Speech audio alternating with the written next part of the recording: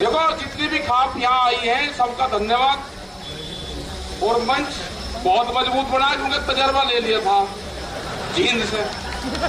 देखो सबसे पक्का मंच तो रहता है ट्रोलियों का और या मिट्टी का। हाँ मिट्टी का था। तो जितने भी हमारी महिलाएं यहाँ पाई, मातृ शक्ति यहाँ पाई, धन्यवाद सभी बुजुर्गों का, नौजवान साथियों का। और जो यहाँ पे बाहर से जो लोग आए, जो देखने आए, खाप पंचायत सिस्टम को देखने जो लोग आए, जो खास करके पंजाब से, राजस्थान से, राजा मीर जी राजस्थान से, पंजाब के लोग वो देखने आए हैं। और उनको ताकत जब मिली है जब यहाँ की खाप पंचायतों ने इन आंदोलन की बागडोर अपने हाथ में ली। अब नहीं हरा सकते इसको। अब जीत निश्चित होगी, पक्की होगी और नए नारों के साथ में होगी। ये बैठ जाओ, अरे रुक जा, बैठ जा। ये बहुत बातें न जाए ना कहा कि पंजाब के लोग हैं उनको अफगानिस्तान नहीं बताया, फिर कहा कि हरियाणा वाले जुड़ गए, फिर कहा कि उत्तर प्रदेश का कुछ क्षेत्र आ गया, फिर छोटे बड़े किसानों में बांटने की कोशिश कर रहे 10 दिन से, फिर 40 लोग जो जत्थेबंदी थी 40 लोगों की, हमने कुछ जावेद शायद हमारे वाले नंबर पर लोग गाली दे रहे होंगे। तो राज्यपाल जी से पूछा, बुजुर्ग आदमी हमारे सीनियर लीडर बहुत राज्यपाल जी, उन्होंने कहा कि मुझे भी गाली देते हैं। दर्शन पाल जी ने कहा मुझे भी गाली देते हैं। तो एक लोगों से भी बात करी, सबके नंबर डाल रखे, गाली गलौज की भाषा का इस्तेमाल करें। तो ये क्या है? ये IT सेक्टर है एक, उसमें 50 फोन नंबर लग रहे 100, वहां पर लड़के बैठे, कुछ औरतें बैठा रखी और उनको बता जा कि इनको ये कहो कि ये देश के गद्दार है। अरे 4 लाख ट्रैक्टर दिल्ली में आया, 25 लाख आदमी दिल्ली में आया।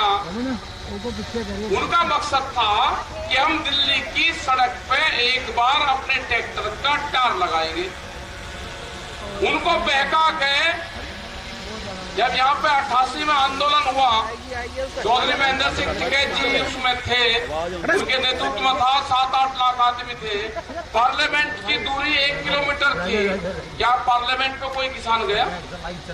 हम पिछले 35 साल से जो भी लोग आंदोलन करते हैं वे सब कहते हैं कि दिल्ली में जाएंगे, पार्लियामेंट पे जाएंगे। कोई गया?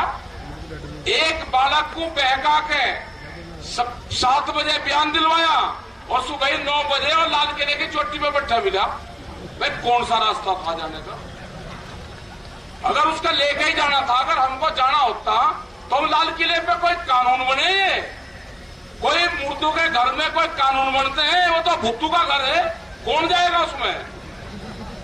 अरे अगर जाना होता किसान को तो पार्लियामेंट पे जाते। आप रोक रखते क्या? अगर किसान की होती कि पार्लियामेंट पे जाएंगे?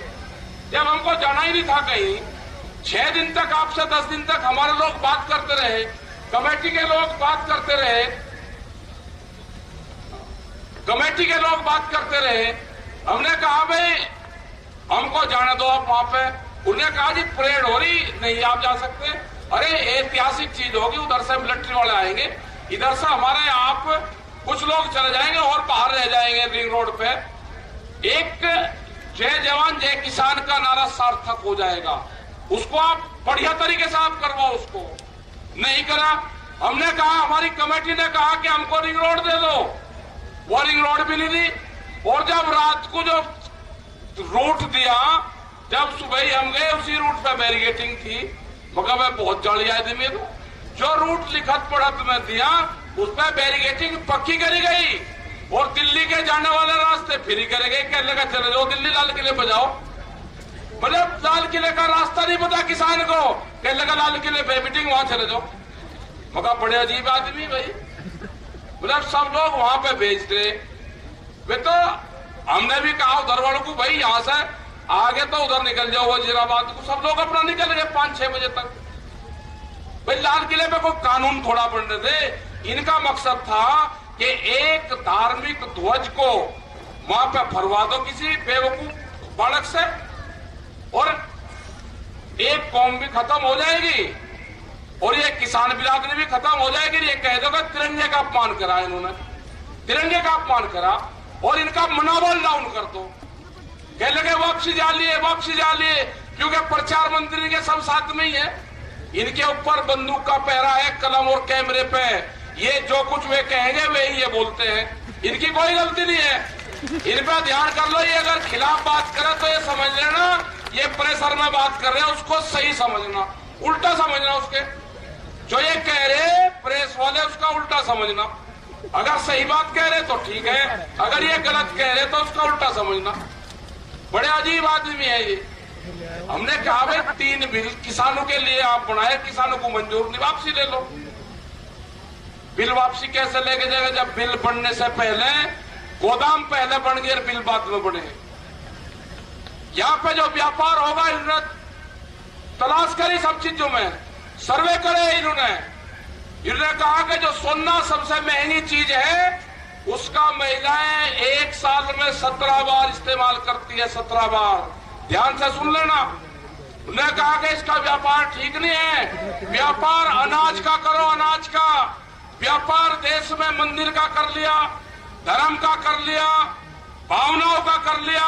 अब तो दुनिया का जो अगला व्यापार है वो व्यापार है भूख का। भूख कितनी लगेगी? गोदाम में ताले उगते ही मजबूत रहेंगे। भूख ज्यादा लगेगी, कीमत आप ज्यादा दोगे। ये व्यापारी है, ये भूख का व्यापार करना चाहते हैं। इस देश में रोटी को तिजोरी की वस्तु नहीं बनने देना, कैद में अनाज नहीं होने देना। ये आंदोलन उनका भी है जो गरीब आदमी है, जो जिसको 5-5 किलो अनाज मिलता था उनको पैसे देंगे। अब कह लगे कि जैसे गैस के सिलेंडर तो सब्सिडी छोड़ दी, अब ये कह रहे हैं कि ये भी पीडीएस सिस्टम खत्म करो, हम इनको पैसे देंगे खाते में। खाते में पैसे देने का क्या मतलब है? एमएसपी खत्म होगी, खाते में पैसे देने का मतलब है पीडीएस सिस्टम खत्म होगा, आपकी कोई कीमत नहीं होगी। आपको भूखे भेड़ियाओं के सामने किसानों को छोड़ा जाएगा, उनसे सस्ते में अनाज खरीदा जाएगा। गोदाम इस तरह के बनेंगे जैसे दिल्ली के चारों तरफ बैरिकेडिंग करी गई है, किले गाड़ी गई है, उससे बंदर भी रोटी नहीं जा सकता, उसके अंदर से बंदर भी नहीं जा सकता। आदमी की भूखे आदमी की तो क्या मजाल है। ये होगा अनाज को कैद करने की साजिश है। ये अनाज को कैद नहीं होने देना, रोटी को तिजोरी की वस्तु नहीं बनने देना। भूख के सौदागर को देश से जाना होगा। ये आखिरी बादशाह साबित होगा, इनका लुटेरू का आखिरी बादशाह साबित होगा। इसको भगाना पड़ेगा। ये लुटेरू का आखिरी बादशाह है, नहीं किसको जमने देंगे। जो व्यापारी है, अनाज की कीमतें भूख के आधार पर तय हो नहीं होगी। बहुत से कानून बने हुए हैं, उस पर लागू नहीं लागू है वे।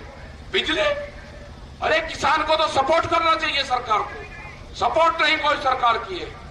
बिजली अलग अलग प्रदेशों में अलग अलग बिजली के रेट। किसान तो एक ही चीज पैदा करता है ना, फल सब्जी सारी चीज पैदा करता है, बिजली उसकी अलग है। हमारी जो डिमांड है 3 बिल है, उन बिलों को वापसी लो। एमएसपी पे गारंटी कानून बनाओ। जो बिजली अमेंडमेंट बिल है, जो 2 चीजों पर उन्होंने मान लिए, इस तरह के बहुत से बिल हैं, उन पे कमेटियां बाद में बैठ के सब चीजों पे बातचीत करेगी। मुकदमे हैं, 10,000 मुकदमे लिख दिए, क्या करोगे भाई? 10 साल पुराना ट्रैक्टर नहीं चल सकता, मुकदमे लिखे जा रहे हैं उसमें। ये 10 साल पुराना ट्रैक्टर चल रहा है, 10 साल पुरानी गाड़ियां भी चल रही, पुलिस की गाड़ियां भी 10 साल पुरानी चल रही। और ये भी अनाउंस कर दिया कि जिस भी थाना क्षेत्र से अगर मुकदमा की रिपोर्ट जाएगी, वो जो दस्तावेज है उसका जाएगा, उस थाना क्षेत्र की गाड़ी के कागज उसको दिखाने पड़ेंगे। एक भी पुलिस वालों के पास में इंश्योरेंस का कागज नहीं है। ध्यान से सुन लेना, किसी सरकारी गाड़ी के पास में इंश्योरेंस का कागज नहीं है। हम सब चीज जानते हैं। हमारे वालों के आप चालान काटोगे और आप कागज नहीं रखोगे। एक भी सरकारी गाड़ी के पास में इंश्योरेंस नहीं है। कानून अगर मानते हो तो फिर कानून आपको दिखाना भी पड़ेगा कि हम भी मान रहे हैं। पुलिस का कोई इंश्योरेंस नहीं है। 20-20 साल पुरानी पुलिस के अधिकारी भी गाड़ी चला रहे हैं, नहीं चलेगी। तो ये जो सारी चीजें हैं, आपकी जो पंचायतें हो रही है, ये चार एक दी बड़ी बड़ी पंचायत कर रहे, अरे करेंगे। ये किसान की आजादी की लड़ाई है, ये शुरुआत हुई है। इनके नारे भी होंगे, हल चलाने वाला हाथ नहीं जोड़ेगा, हल चलाने वाला अब हाथ नहीं जोड़ेगा। अब किसी भी अधिकारी के सामने आप हाथ नहीं जोड़ोगे, आप उसको एक ही नारा देना कि हल चलाने वाला आ गया है, वो हाथ नहीं जोड़ेगा। काम क्यों नहीं हुआ? काम कब होगा? सरकार के सामने नहीं, अधिकारी सरकार और आपके और आगे कह लगा जी नमस्ते जी ना, नमस्ते राम राम वाहेगुरु, अपने आप करो। अधिकारी के सामने नहीं, सरकार के सामने नहीं। ये आपको आंदोलन और मजबूत करने पड़ेंगे, फिर तारीख देनी पड़ेगी। हमारा अगला टारगेट 40 लाख ट्रैक्टर को इस आंदोलन से जोड़ने का है। कर्नाटक के अंदर 10,000 ट्रैक्टर आए, वे यहां नहीं आए अभी, लेकिन कर्नाटक में चले। जहां जहां पे भी संयुक्त मोर्चे की मीटिंग होगी, जहां जहां पे भी हमारे 40 लोग जाएंगे, जहां पे दूसरे लोग जाएंगे, जो भी ट्रैक्टर उसमें शामिल होगा, आप उस पर लिखो, उसको लिखने की आजादी होगी। किसान क्रांति यात्रा 26 जनवरी 2021, वो अपने ट्रैक्टर पर लिखो। वो जो भी कर्नाटक का ट्रैक्टर होगा, वो भी इस आंदोलन का हिस्सा बनेगा। तमिलनाडु में जाएंगे, सबसे बड़ी आजादी, एक प्रदेश को आजादी दिलवानी है, वो पूरा प्रदेश कैद में है। भारत तो आजाद होगा, लेकिन गुजरात आजाद नहीं हुआ, गुजरात के लोग कैद में हैं। अगर गुजरात के आदमी यहाँ पे आना चाहते हैं, अगर पता चल गया रेल में उसमें कि ये आदमी आंदोलन में जा रहा है, घर पर उसके पुलिस है, उनको जेलों में डाला जा रहा है। अभी भी 120 से ज्यादा लोग वहां पे जेलों में बंद है, बंधक है। वहां के किसी थाने का आपको नंबर नहीं मिलेगा किसी डायरी में। एक ऐप था पुलिस ऐप, उसमें मैंने गुजरात के नंबर देखे, एक भी सरकारी नंबर उस ऐप में नहीं है। पूरे देश के नंबर मिलेंगे, लेकिन गुजरात के थाने का, पुलिस स्टेशन का, कोर्ट का, कचहरी का, एम्बुलेंस का कोई नंबर नहीं है। तो आजादी, ये किसान की आजादी की लड़ाई है और ये गुजरात के लोगों की आजादी की लड़ाई है। ये लड़ाई लड़नी पड़ेगी। एक इस तरह का स्टेट जो आजाद करवाना पड़ेगा। हम जाएंगे गुजरात में भी, मीटिंग रखेंगे गुजरात में भी, पूरे देश में ये किसान मीटिंगें होंगी, पूरे देश के किसानों को इस आंदोलन से जोड़ेंगे और जब जरूरत होगी वो दिल्ली की तरफ कूच करेगा। ये कानून वापसी ले लो, जब भी घर वापसी होगी, कमेटी, हमारा बॉर्डर भी जो सिंघू बॉर्डर है वही रहेगा, हमारा मंच भी वही रहेगा, हमारे पंच भी वही रहेंगे। गलत फहमी में कोई ना रहे, हम पंचायती सिस्टम को मानने वाले हैं। हम फैसलों के बीच में ना पंच बदलते ना मंच बदलते। हमारा ऑफिस भी सिंघू रहेगा, हमारे लोग भी वही रहेंगे। जो सरकार की लाइन थी बातचीत करने की, उसी लाइन से सरकार बात कर ले। आज कर ले, 10 दिन में कर ले, 2 महीने में कर ले, अगले साल कर ले। हमारी तो एक कहावत है गांव की कि गढ़ और तिगरी के मेले में अगर कोई बालक कोई लड़ गया तो अगले साल वो वही मिलता है। बहुत लोग कहते हैं जी 2 अक्टूबर की दे दी, अरे दे दी भाई, सर्दी आ जाएगी। हमने तो बुजुर्गों की कहावत को ढूंढा कि सर्दी में सरकार रली तो अगले साल सर्दी में ही मिलेगी, और हमने थोड़ा कुछ कह दिया। हमने तो जो हमारे बुजुर्गों ने, जो पंचायतों ने बताए, जो चौ साहब ने बताया, भूप सिंह जी ने बताया, चौ साहब ने, जो दलाल खाप ने बताया, सारी खापू ने बताया, हमने तो वही बताए। और इसकी दिल्ली की एक कील काट के जानी पड़ेगी, बगैर कील काटे दिल्ली से यहां से जाना नहीं। इसकी कील काट के जानी पड़ेगी, एक कील दिल्ली की जाना ही नहीं बगैर उसके। और हमारी माताएं बहनें जो यहाँ पे आई, उनका भी बहुत बहुत धन्यवाद, सारे खापू का धन्यवाद। और भाई जो खाप है ना, जिस तरह से आपस में एकजुट होकर लड़ रही, तैयारी के साथ में कि हमारे भी पंचायत और बड़े पंचायत हो, ये कंपटीशन होगा। अब ये उठ खड़ी हुई और अपना लठोरी ले लो हाथ में और सुताई अभियान चलेगा। ठीक है, समझ गए नहीं? ये फिर कहेंगे जी लाठी कह दिया।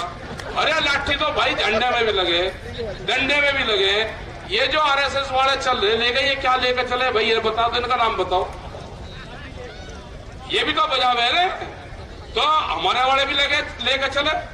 तो ये है कि आपने इन मजबूत, तो जो यहाँ पे मोर्चे हैं, इनको आप मजबूती दें। और जो हमारे जितने भी वहां पे पाल है, जो ये शाहजहांपुर बॉर्डर वाली, जो अपने ये बलवल पर जो 52 पाल है, उनका बहुत बड़ा मजबूत पलवल वाले उस पर मुकाबला है। सबसे ज्यादा मजबूत वहां पे जो 52 पाल है, जो सब वहां पे आए हुए हैं वहां से, उनका भी हम धन्यवाद करते हैं कि हमसे 2 मोर्चे कभी फतेह नहीं हुए थे।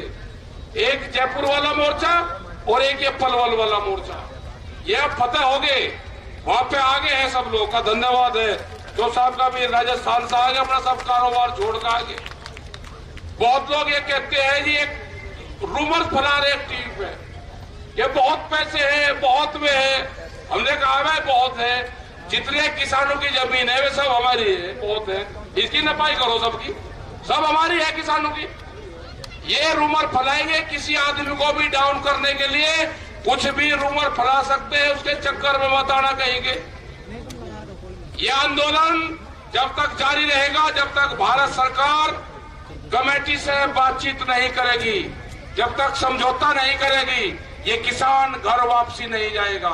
इसी के साथ में सब लोगों का धन्यवाद। 16 तारीख की शापला गढ़ी में प्रोग्राम है, छोटू राम जी का प्रोग्राम है, उसमें आना है। छोटू राम जी के जीवनी से हमको पढ़ना चाहिए, वे बहुत क्रांतिकारी आदमी थे, उनको सीखना चाहिए। धन्यवाद। जय हिंद, जय भारत।